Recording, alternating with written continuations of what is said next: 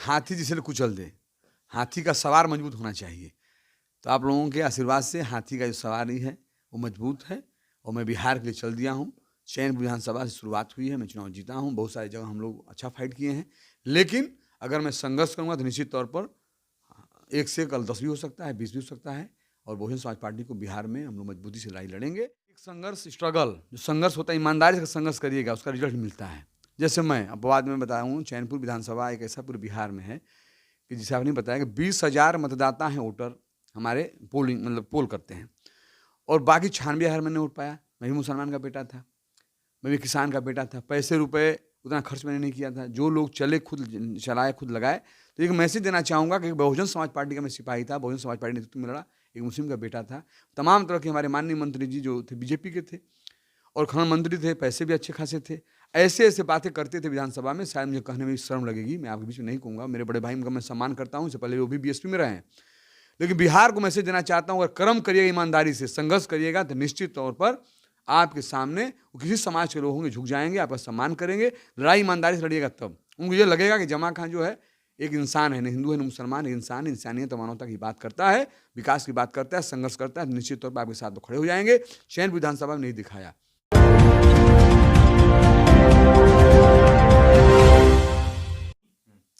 नमस्कार, मैं आशुतोष कुमार और आप देख रहे हैं एक्सिस 24। इस वक्त हम पटना में हैं और पटना में जो विधानसभा का पहला सत्र है वो कंप्लीट हो गया और उसमें बड़ी गहमा-गहमी रही और बड़ी उठापटक देखने को मिली। इस वक्त हम आपको एक बड़े ही लगातार जो हमारी कोशिश रही है, जो भी निर्दलीय विधायक हैं, चाहे लोजपा जीत के हैं, हमने लगातार कोशिश की आपको मिलाने की और उनके स्टैंड को मिलाने की, क्योंकि जो अभी जो सरकार है उसमें बड़ा रस्साकशी चल रहा है, क्योंकि जो विपक्ष है वो भी मजबूत है, नंबर का गेम लगातार चल रहा है और बहुत लोग ये भी मान रहे हैं कि आने वाले 1 साल में सरकार को उठापटक देखने को मिल सकती है, सरकार उतनी स्थिर होगी नहीं। तो हम इस वक्त हैं आपको बीएसपी, बहुजन समाजवादी पार्टी, उत्तर प्रदेश में आप जानते हैं बड़ी पार्टी है, लेकिन बिहार में सिर्फ और सिर्फ इकलौते विधायक जो इस बार जीत कर आए आपको जमा खान जी बिहार में बीएसपी का विधायक होना मतलब बड़ा ही यूनिक सुनने में लगता है।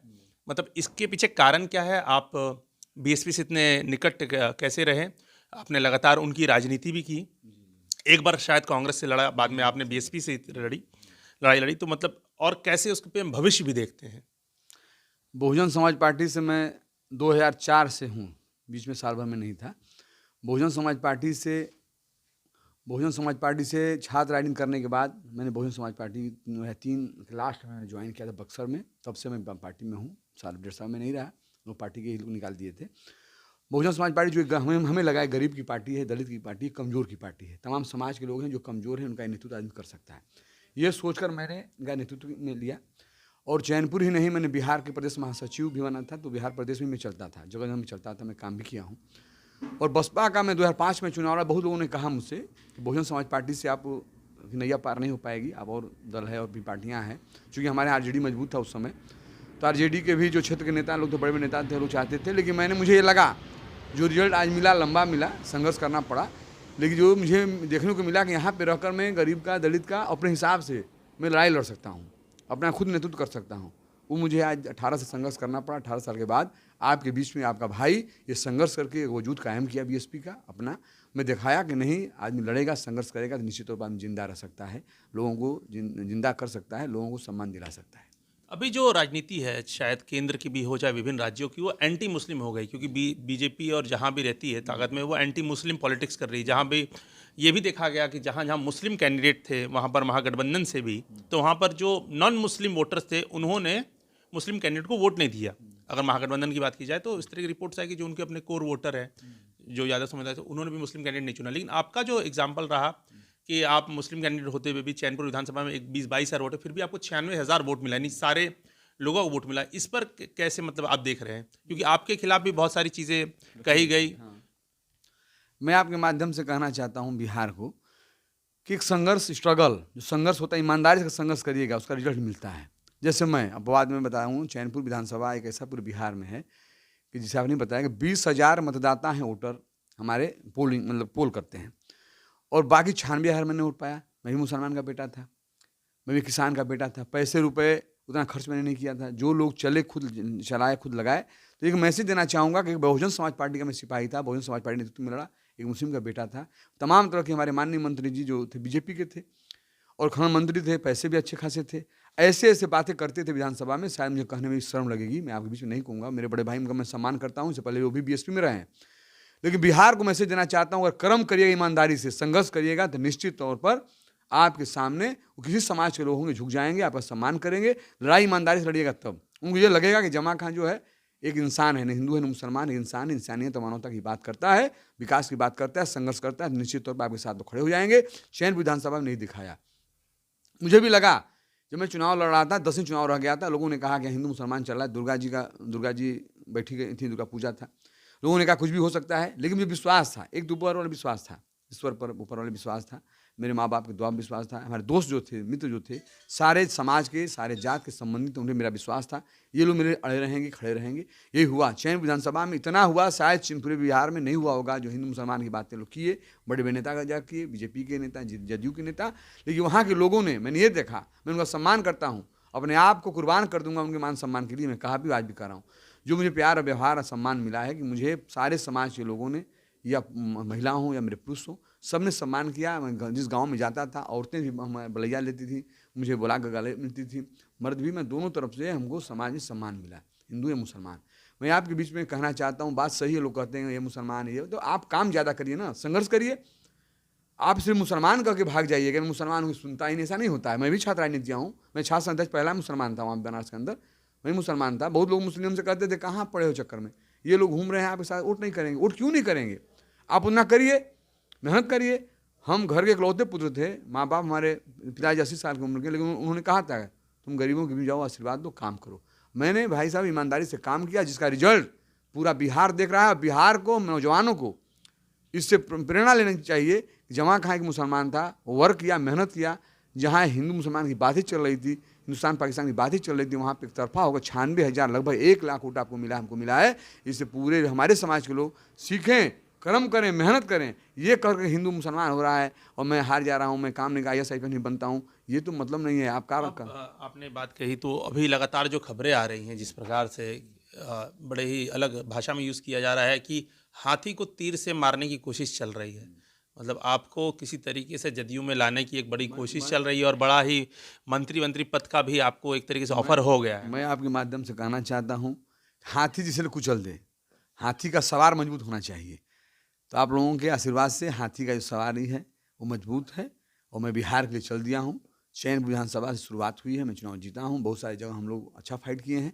लेकिन अगर मैं संघर्ष करूँगा तो निश्चित तौर पर 1 से कल 10 भी हो सकता है, 20 भी हो सकता है। और बहुजन समाज पार्टी को बिहार में हम लोग मजबूती से लड़ाई लड़ेंगे।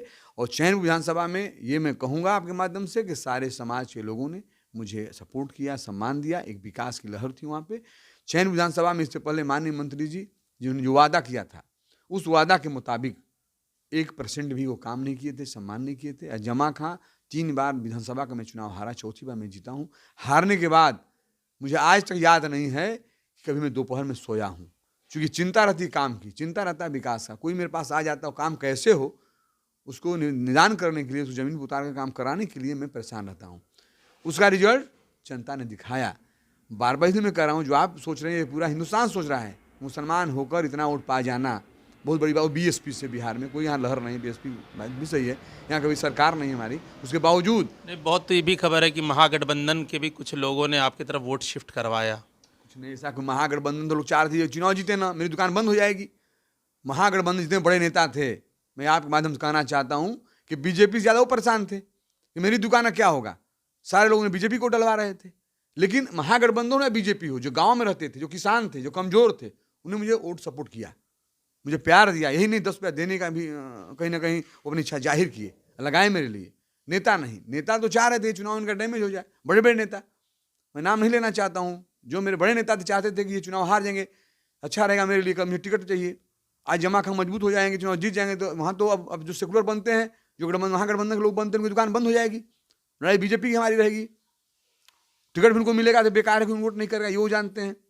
भाई ठीक है, हम भी संघर्ष किया 18 साल, 3 बार मैं चुनाव हारा हूँ, तो अब परेशान हो लोग हैं, जल्दी जमा को हरा हुआ दुकान बंद होती। लेकिन आपके आशीर्वाद से मेरे यहाँ की जनता ने जिस तरह से दिखाया, पूरे बिहार को दिखाया है, जो 18 साल, 5 साल, 10 साल जो वर्क करेगा, जमीन पर उतर वर्क करेगा, एक एक भाई से मिलेगा, संतुष्ट रखेगा, निश्चित तौर पर जनता उसको समर्थन करेगी, किसी समाज और जात का हो, पार्टी का हो। अभी जिस प्रकार से आप अकेले कैंडिडेट हैं, जीत कर आए हैं, ऊपर से अभी तक आपने जो स्पीकर का पद था उसमें भी वोट आपने नहीं दिया, जबकि आपकी जो गठबंधन है जो आपका बना हुआ है रालोसपा और ओवैसी की पार्टी के साथ, तो उन्होंने महागठबंधन की तरफ अपना वोट दिया। तो आप अकेले रहते हुए, किसी भी पार्टी के पक्ष में नहीं जाते हुए, और जो आपका जो खासकर विधानसभा जो क्षेत्र है चैनपुर, वहाँ पर जैसे अगोरा आपको जो क्षेत्र है जहाँ पर आदिवासी बहुल, अधौरा जो क्षेत्र है जहाँ पर बिजली नेटवर्क कुछ भी नहीं है, तो वहाँ कैसे आप विकास कर पाएंगे अगर आपके पास सत्ता का शरण नहीं होगा या सरकार में हिस्सेदारी नहीं? मैं बता देता हूँ, आप भी एचयू से पढ़े हैं, आप भी पढ़ाई किए हैं, संघर्ष भी किए होंगे। जो संघर्ष करता है, इस पे मेरा ईमान विश्वास है बॉस, जो संघर्ष करता है निश्चित तौर पर आप देख लीजिएगा, आपके ही द्वारा जाएगा, मैसेज जाएगा कि माननीय मुख्यमंत्री जी को और तमाम लोगों को मैं मजबूर कर दूंगा, जो मैं चाह रहा हूँ विकास की बात, वो विकास को करेंगे। नहीं करेंगे तो चैनपुर की जनता, यानी कैमूर की जनता को लाकर मैं खड़ा कर दूंगा सामने। हम सरकार की बात नहीं, हम सरकार का आलोचना नहीं करते हैं, किसी भी सरकार का। मैं सिंगल हूँ, मैं लड़ाई लड़ूंगा। मैंने एक छोटा सा चैनपुर विधानसभा मेरा जो है 200 किलोमीटर लंबाई है, मैं अभी उनका एक बेटा हूँ, उनका एक कार्यकर्ता हूँ। उनके जो बातें हैं उनको उठाकर उनके सामने रखूंगा। मैं जानता हूँ मैं अकेला हूँ, मैं जब बात रखूंगा हो सकता है मेरा लोग और लोग मदद न करे, लेकिन माननीय मुख्यमंत्री से मैं कहना चाहता हूँ जनता मेरे साथ है, उसके कुछ भी करना होगा मैं करूँगा और उनको मजबूर करूँगा। इसलिए कि चैनपुर, या तो कह देंगे चैनपुर विधानसभा मुझसे अलग है, मेरे मानचित्र में है ही नहीं है। भाई चैनपुर विधान, आप कह रहे हो कि पूरे में बिहार को विकास दे रहा हूँ, ठीक है, मैं भी मानता हूँ। तो और विकास मेरा चैनपुर कहाँ गया? चैनपुर एक सेंचुरी के बहाने अधौरा प्रखंड में लाखों लोग रहते हैं, उनका खत्म हो जाए, अपराध में चले जाएं, मटिया मेट में मिल जाए, यही आप चाहते हैं? आप इस सरकार में आ जाऊंगा तो मेरा विकास हो जाएगा, मैं आपके साथ में खड़ा हो जाऊं तो मेरा विकास हो जाएगा, मतलब तो नहीं है।